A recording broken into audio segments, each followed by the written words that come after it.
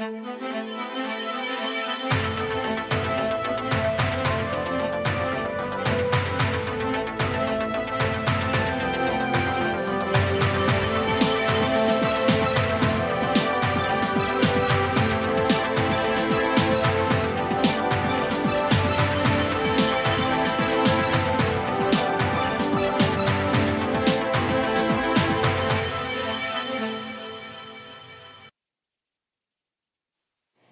welcome to News Now on TV360 Nigeria. I am Esther Vese. Nigerians have joined the rest of the world to celebrate the 2018 Eid al-Kabir. The Eid al-Kabir, also called the Festival of Sacrifice, is the second of two Islamic holidays celebrated worldwide each year. It honors the willingness of Abraham, to sacrifice his son as an act of obedience to God's command. In commemoration of this, an animal is sacrificed and divided into 3 parts to be shared equally. In Lagos, Islamic faithfuls have been charged to ensure love and tolerance are the key words during the holidays. Eid al-Adha symbolizes fear of Allah, symbolizes God consciousness, symbolizes morality, symbolizes giving, and of course kindness to all human beings, the animal inclusive. So I encourage every Muslim, every Nigerian to be God-fearing, to be God-conscious, and of course be good to their fellow human beings, your neighbor, your colleagues, your friends, even to your enemy. And we should extend hand of love, the gesture of good health to the less privileged during this festive period. The prison years, the hospital, and even the motherless people, even the beggars on the street. We should let them know that something that symbolizes love is going on in the society to soften their hardship and, of course, to put happiness into their life by the gesture of Eid al-Adha. What we're celebrating is submission to the will of Allah. If we all accept one God and submit to the will of that God that created us, we will have love, peace, neighborliness. Everything good that is human will be in each and every one of us, and we will live in a good society. So submission to the will of Almighty Allah is paramount in this celebration. And if you submit to the will of Allah, you will not be celebrating while some people do not even have something to lick. You will share what you have. Allah will not take the blood of this ram. Allah will not partake in the flesh. But human beings need food. And so when you have, share with your neighbor. So it's a celebration of sacrifice. It's a celebration of humaneness, neighborliness. That what you have, you share with your neighbor. You celebrate with your neighbor. The religion says, you are not one of us if you eat and your neighbor goes to bed hungry. So what is the essence of killing a ram?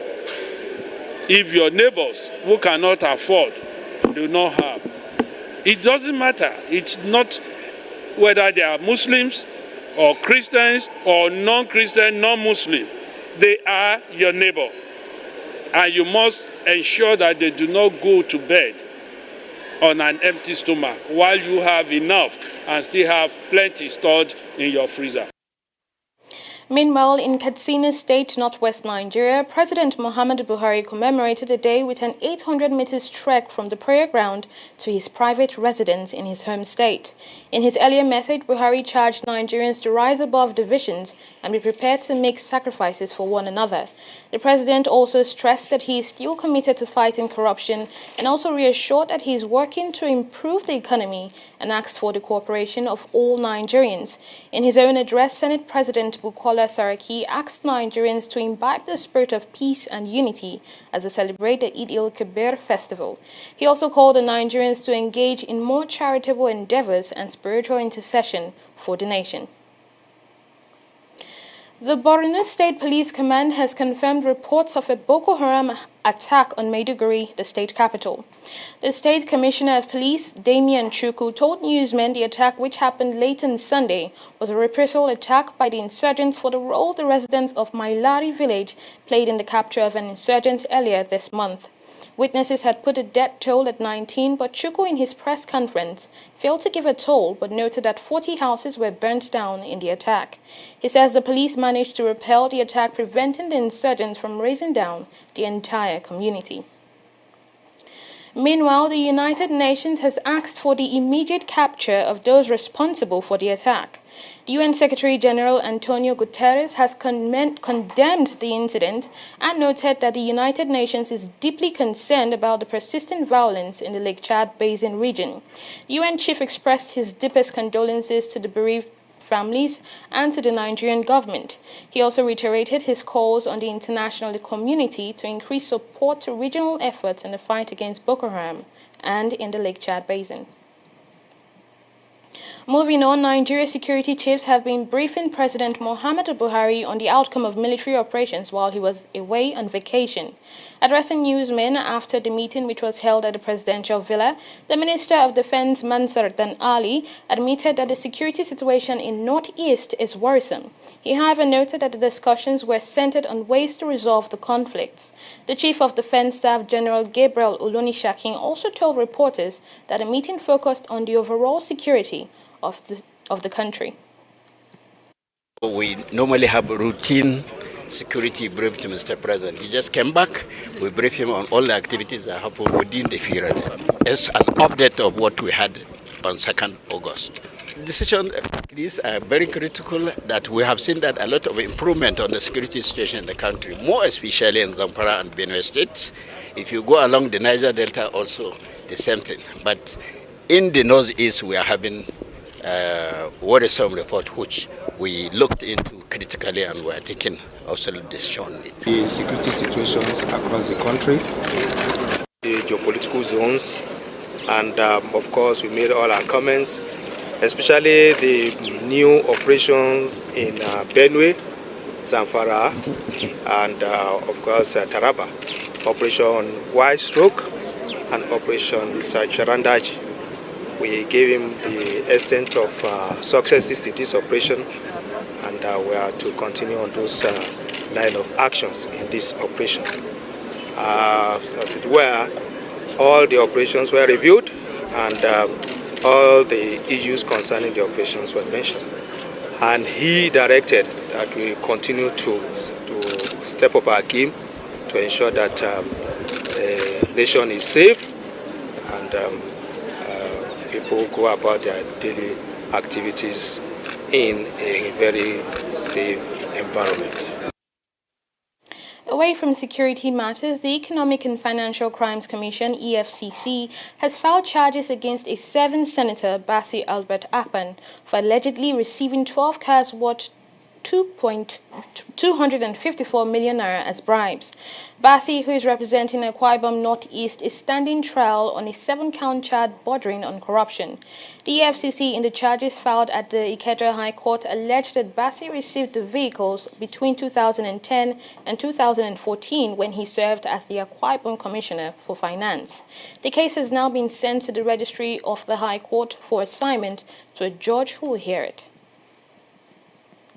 Meanwhile, Senate President Bukola Saraki has accused the federal government of disrespecting the National Assembly.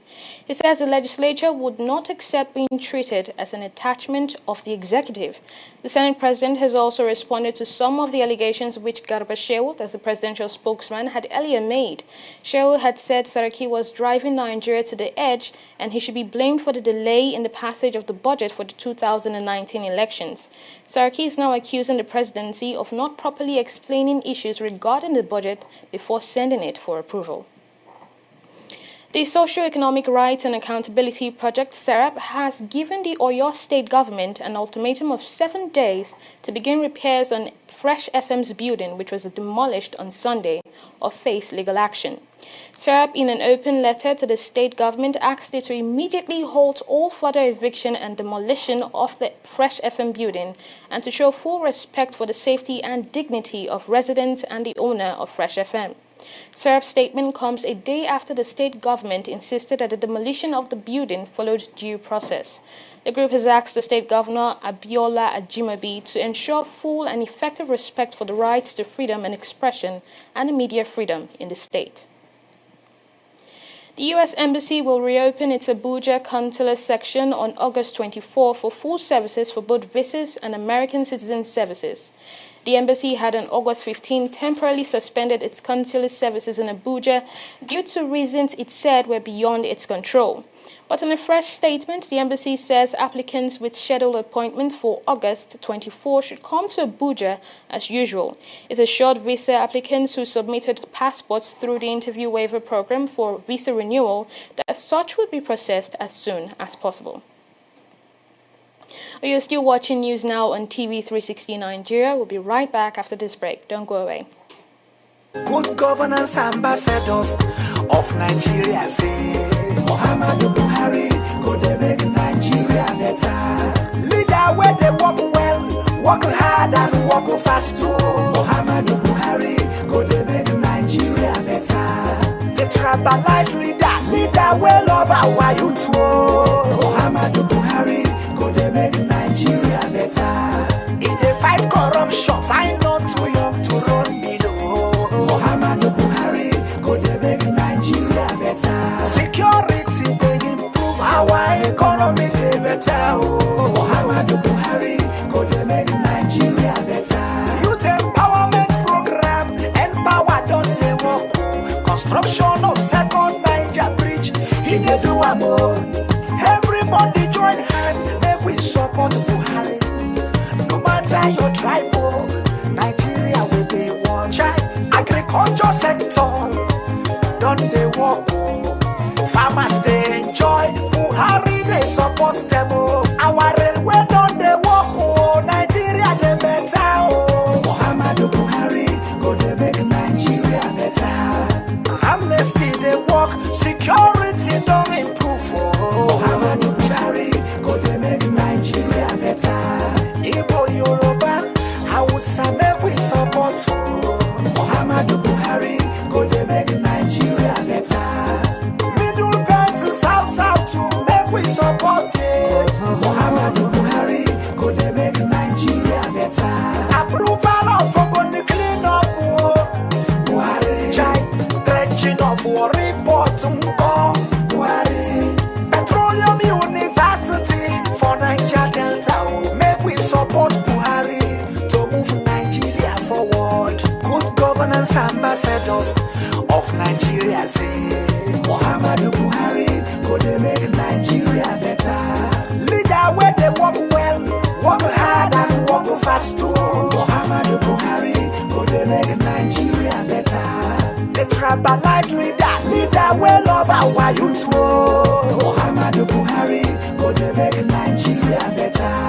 In the fight corruption, I know too young to run below. Muhammadu Buhari go dey make Nigeria better. Security they improve our economy dey better. Muhammadu Buhari go dey make Nigeria better. This message is from Good Governance Ambassadors of Nigeria, GOGA.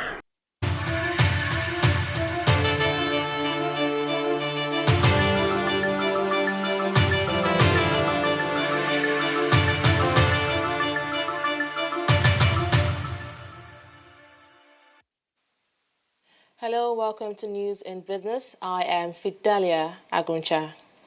President Muhammadu Buhari will inaugurate a $250 million brewery owned by International Breweries PLC next week, Tuesday. The new brewery is the fourth plant to be established in the country, as the company has 3 others in Ilesha, Onitsha and Port Harcourt. The fourth branch will be located around the Shagamu-Abeokuta Expressway in Ogun State. The plant manager, Tony Aga, has been explaining that the new plant is one of the foreign direct investment which came into the country in the last 2 years. He said the first phase of the development of the plant had been completed with over 300 Nigerians already employed. A financial analyst says currency swap deal between China and Nigeria is an advantage to strengthen the naira as against the dollar. The $2.5 billion 3-year currency deal with Beijing is to facilitate trade between the two countries and cut reliance on the dollar. It was signed in May by officials of the Central Bank of Nigeria and the People's Bank of China.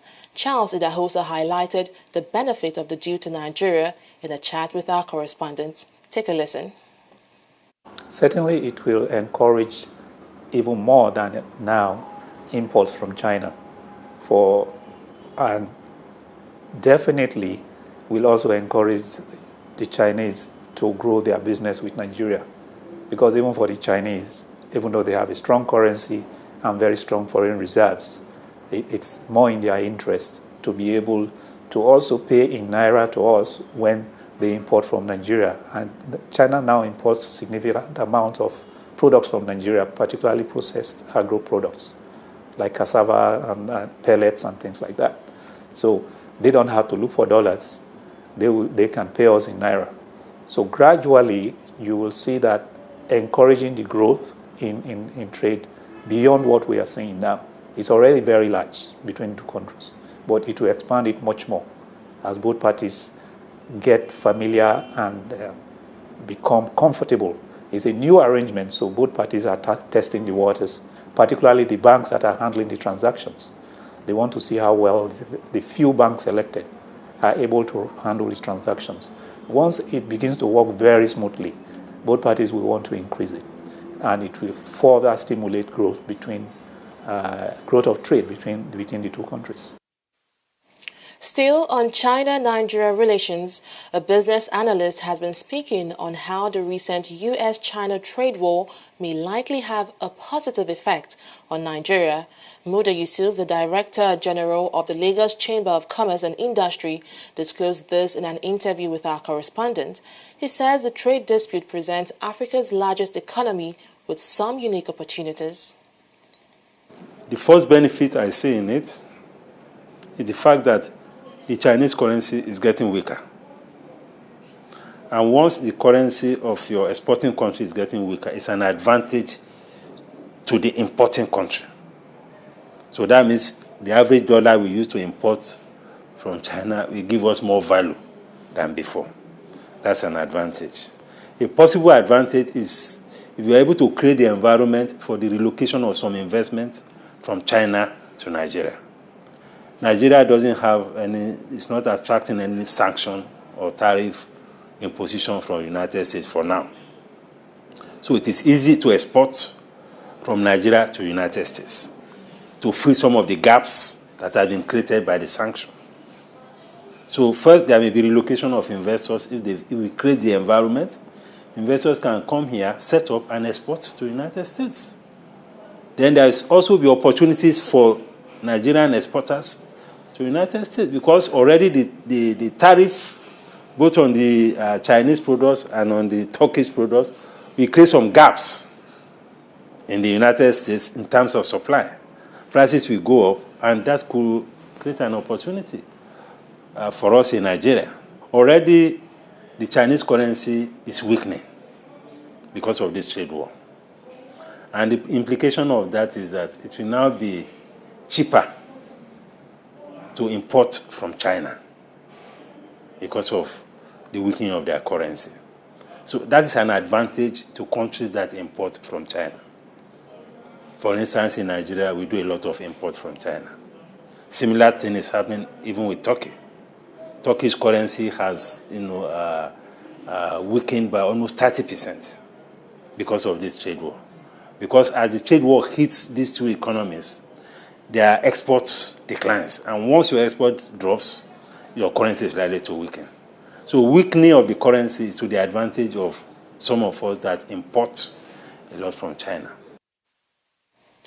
Oil prices held firm on Tuesday, although the release of crude from the American Strategic Reserve somewhat offset an expected supply cut due to upcoming sanctions against Iran. U.S. crude futures were up by 30 cents at $66.73 a barrel, while Brent crude futures were down by 9 cents at $72.12 a barrel. Traders say U.S. markets were lifted by a tightening outlook for fuel markets in the coming months. Inventories in the United States for refined products such as diesel and heating oil for the first time in the year are at their lowest in 4 years. Now, outside the United States, markets focused on U.S. sanctions against Iran, which from November will target its oil sector. Well, that's been a look at the world of business. As Survey said, we'll be right back after this break. Do stay with us.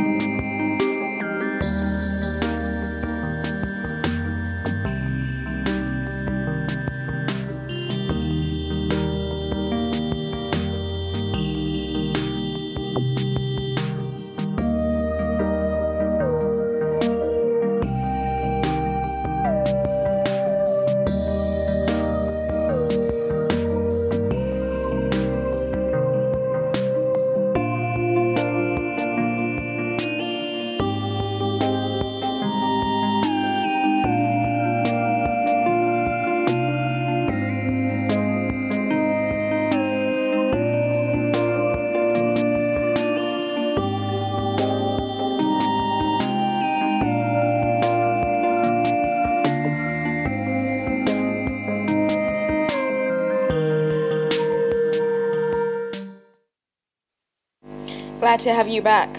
On the foreign scene, health authorities in the Democratic Republic of Congo say 55 people appear to have died from Ebola, with the government confirming that 28 of those deaths were definitely from the virus. Vaccines and experimental drugs are being used to help limit the spread, but the authorities expect the number of cases to increase. 2 treatment centers in North Kivu province are nearly at capacity, and a new center is about to be built in neighboring Ituri province. Now, health workers are trying to monitor more than 1,500 people who have been in contact with Ebola patients, but the task is challenging due to outbreaks of violence in the eastern region where many rebel groups operate. The Central African Republic, CAR, has signed a military cooperation agreement with Russia, deepening relations less than a month after 3 Russian journalists were killed in the African nation. Russian Defense Minister Sergei Shoigu says the deal would help strengthen ties in the defense sphere.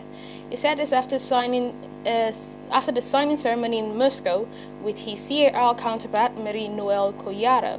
A UN arms embargo on CAR was lifted for Russia in 2017. Now, Moscow sent specialists to train the forces and some security agents to be part of the Presidential Guard. World Football Governing Body FIFA has confirmed that Nigeria will no longer be banned after meeting the requirements set by the global body. 3 times African champions were threatened to be banned if the government continued to intervene in the administration of football in the country. Now, if Nigeria was banned, they will not be able to participate in any football-related activity across the globe. But they avoided a ban after the federal government announced its recognition of the Amajo Pinnick-led executive as the authentic leadership of the Nigerian Football Federation. Nice have confirmed that striker Mario Balotelli will remain with them for the 2018-19 season. The forward's place at the club appeared in jeopardy when he failed to show on time for pre-season training, leading harsh words from new head coach Patrick Vieira. Throughout the summer, the Italy international was linked to a plethora of clubs, including Marseille and Napoli, but the League One outfit has confirmed he will stay with them for the present campaign. The English Premier League says it is taking steps to bring legal action in Saudi Arabia as to resolve a piracy issue over the televising of its matches and to protect its authorized broadcaster, Qatar-based Bein Media Group. The EPL said it has seen compelling evidence that all 20 of its matches shown over the first 2 weeks of this season's campaign have been broadcast illegally by a pirate TV channel. beIN Sports was being recently awarded the exclusive broadcasting rights across the Middle East and North Africa for another 3 seasons up to the 2001 to 2002 campaign after paying tens of millions. Well, that's it on News Now. You can watch some of our other programs on our website at www.tv360nigeria.com or watch us on Facebook at facebook.com/TV360online. You can follow us on Twitter at twitter.com/TV360Nigeria. We are live on YouTube at youtube.com/TV360Nigeria. We are also on Google Plus and our handle is TV360Nigeria. Thank you very much for watching. I am Esther Vese.